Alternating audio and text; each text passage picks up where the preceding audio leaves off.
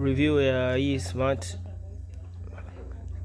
steam iron inaitwa Sokani model SL 2033A. Yeah. Ni steam glass, ni zile glass za nini iron, sorry. Steam iron za mvuke. Yeah. So kuna shimo hapa ambao una uwezo unaweka maji hapa, then inatoa mvuke ukiwa unanyosha hivi. So yeah, kitu kidogo ambacho nimependa about hii pasi, ina hizi control hizi, naziona hapa pembeni. Hapa kuna alama ya kujumlisha na alama ya kutoa. So hapa kwanza ukiichomeka tu kwenye umeme, ukishaichomeka inakuwa off, inakuwa haijawaka, inakuwa inaonyesha off, unaona. Then ukishataka kuseti unabonyeza hii plus.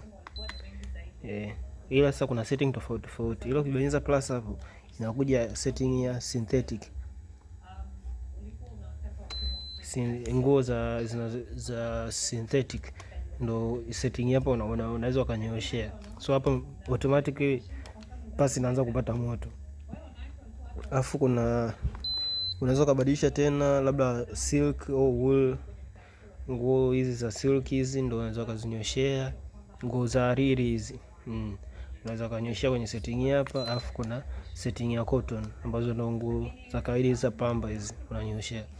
So sana ninachopendea ni kwamba unaweza kukuta umeset hivi, so unaiacha inaendelea kupata moto huko na set nguo yako. Kisha set nguo yako, labda kama moto ukishafika ule moto stahiki ambao ulikuwa unataka ufike, ikishapata joto tu inakupa inabipu hapa, inakupa alert kwamba moto ushazidi. So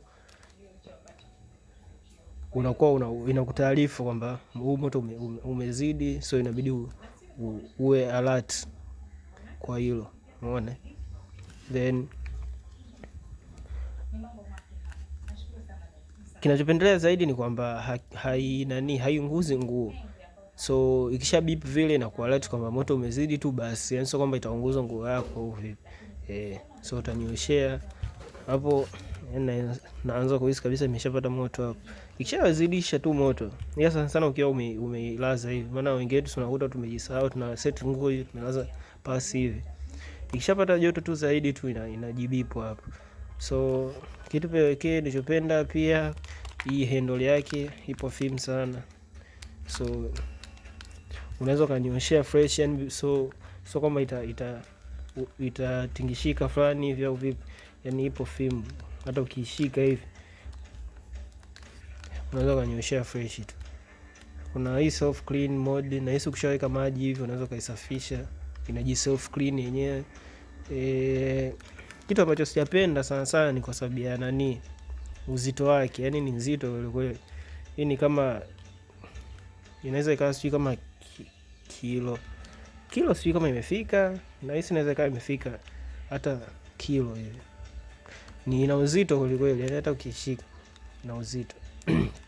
So yani haipendelei sana kama mtu unasafiri, labda unasafiri na vitu vyako, alafu unasafiri na pasi ambao labda ulikuwa unategemea utaenda kunyoshea huko utakapoenda.